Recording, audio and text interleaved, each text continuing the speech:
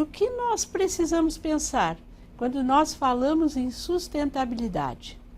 Que conceito é este? Que princípio é este?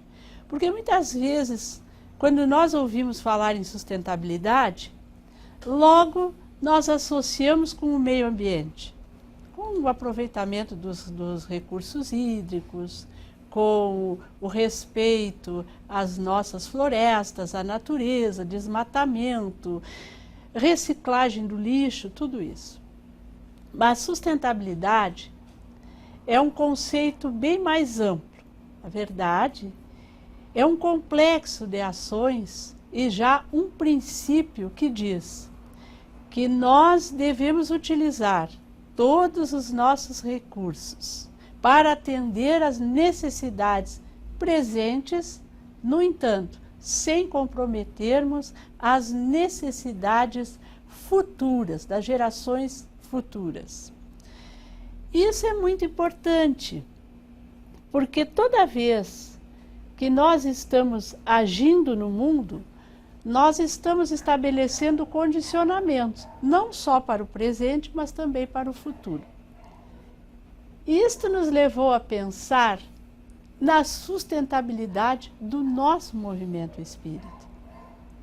Como nós estamos agindo para que no futuro esteja assegurada a vitalidade, a operacionalidade, a própria existência do nosso movimento espírita. Então, nós analisamos esse tema a partir do enfoque plural e estabelecemos alguns pilares de sustentabilidade que nós entendemos que são fundamentais para que a nossa instituição sobreviva no tempo. O primeiro pilar de sustentabilidade que nós trazemos para conversar, para estudarmos, para refletirmos, é o pilar da sustentabilidade ética.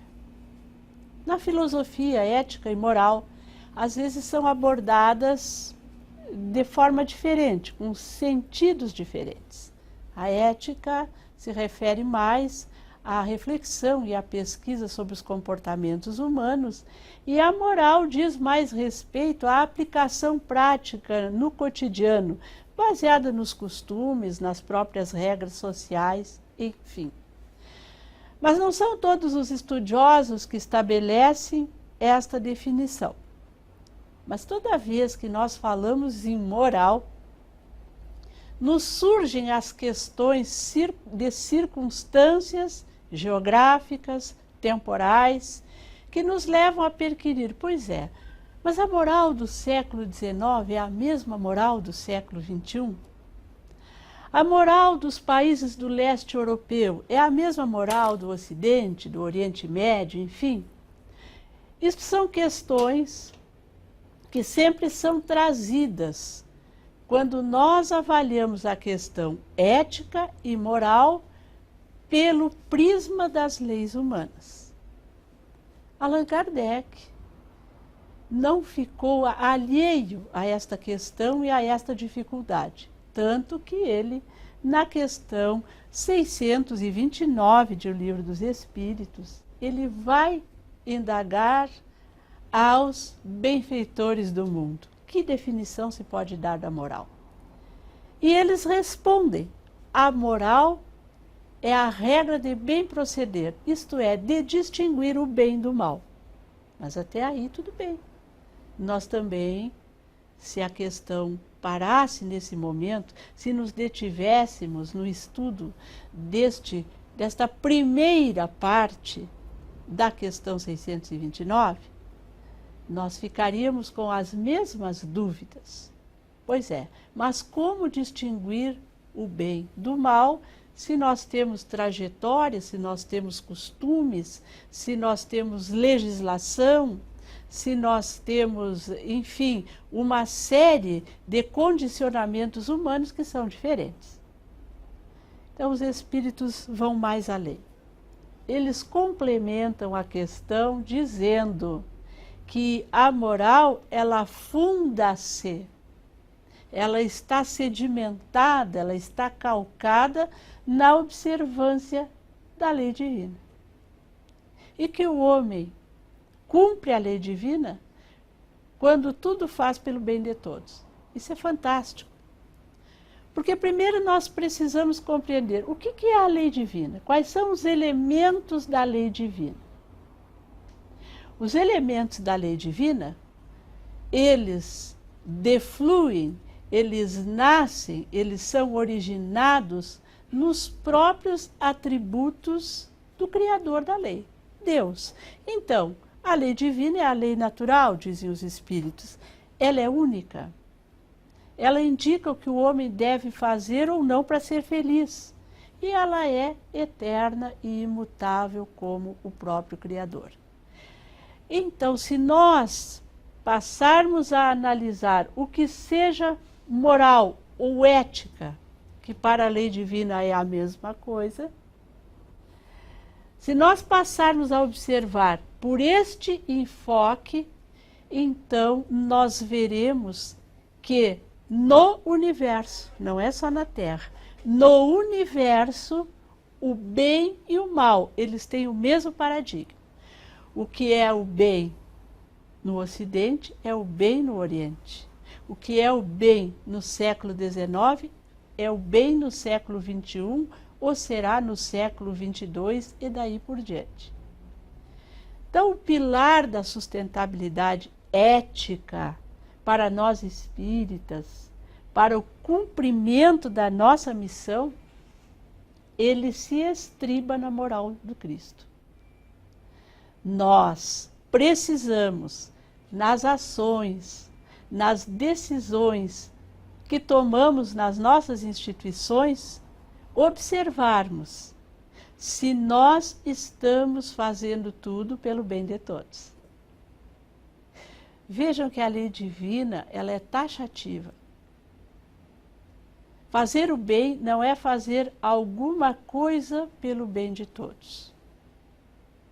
Não é fazer alguma coisa pelo bem de alguns. E não é fazer tudo pelo bem de alguns.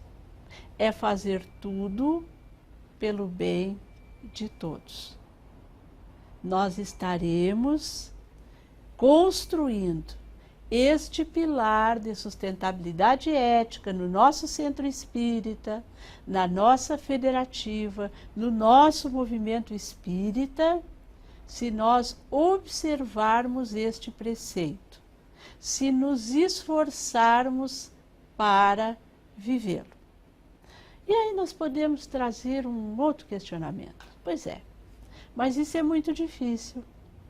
Nós ainda somos seres que estamos a caminho da evolução. Nós ainda temos muitas carências, muitas falhas. Correto. Não questionamos isso. Mas nós temos que lembrar que também em O Livro dos Espíritos, na parte 3ª, quando nós começamos a estudar a proposta didática do pedagogo Allan Kardec, porque o ditado foi dos espíritos, a organização da obra é dele. Então, a lei divina, ela é revelada à medida em que nós somos capazes de vivenciá-la. Aquilo que nós não podemos vivenciar, nós ainda nem fomos informados. Então, tudo quanto nos tem chegado é porque nós temos condição de, através do esforço e através da vontade, vivermos. Então, fazer tudo pelo bem de todos, ainda que venha ser uma proposta difícil, claro que é, nós sabemos, todos nós sabemos, ela não é inexequível. Mas vamos ver algumas questões práticas deste pilar ético. Primeira questão que nós podemos avaliar: a nossa fidelidade aos compromissos assumidos. Nós assumimos ao longo da nossa trajetória no movimento espírita, às vezes, muitos compromissos. Às vezes começa com aquele compromisso simples de quando nós estamos atravessando alguma dificuldade familiar, financeira, de saúde, e buscamos um centro espírita pela primeira vez. Aqueles que, como eu, não nasceram em berço espírita. Muitas vezes somos levados para o espiritismo pela dor, ou às vezes pela curiosidade.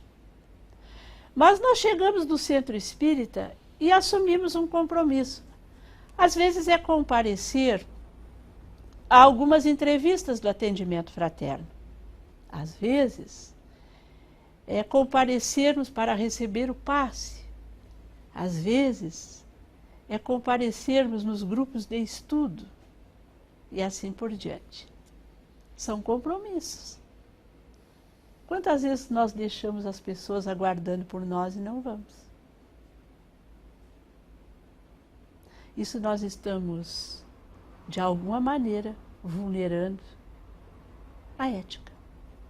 Porque estamos pensando em nós, na nossa comodidade.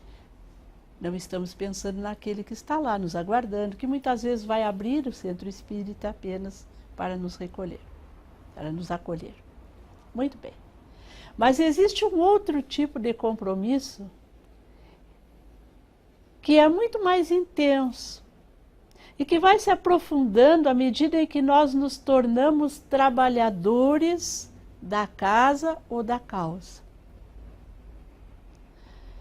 Assumimos o compromisso de sermos colaborador de uma área do centro espírita. Vamos começar pela área mais importante do centro espírita, a recepção. Cartão de visitas.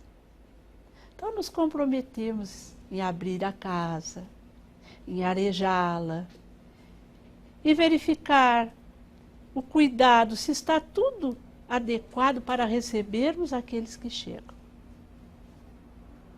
Aí nós vamos, vai indo muito bem. Daqui a pouco acontece alguma coisa e a gente não vai.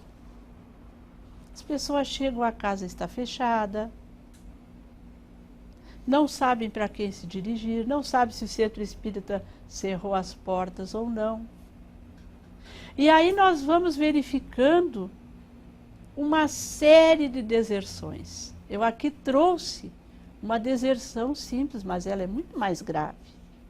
É o médium que assume compromisso com a espiritualidade e de repente não comparece às reuniões mediúnicas. É o líder de unificação que assume a presidência, a vice-presidência, enfim, da União Municipal. E de repente, justificadamente ou não, afasta-se. Então nós perguntamos, aqueles que desertam, que abandonam as suas tarefas, eles estão fazendo tudo pelo bem de todos? Provavelmente não. Provavelmente estão fazendo tudo pelo seu bem, ou pelo bem de alguns, que é a sua família. Nós precisamos olhar essas questões com muita maturidade. Porque a estrutura que nos é ofertada para o cumprimento das nossas tarefas, ela é perfeita. A divindade não se engana. Nós não vamos ter a condição de assumirmos uma tarefa importante, nos inserirmos no cumprimento da missão dos espíritas e termos na nossa vida algumas questões que venham nos atrapalhar. Isso não existe. Existe a minha escolha de fazer alguma coisa pelo bem de todos, alguma coisa pelo bem de alguns, ou fazer tudo pelo bem de alguns. Então, sustentabilidade ética é cumprimento, é fidelidade de compromisso. Se nós assumimos e não quisermos vulnerar este pilar, nós precisamos cumprir com fidelidade os compromissos assumidos.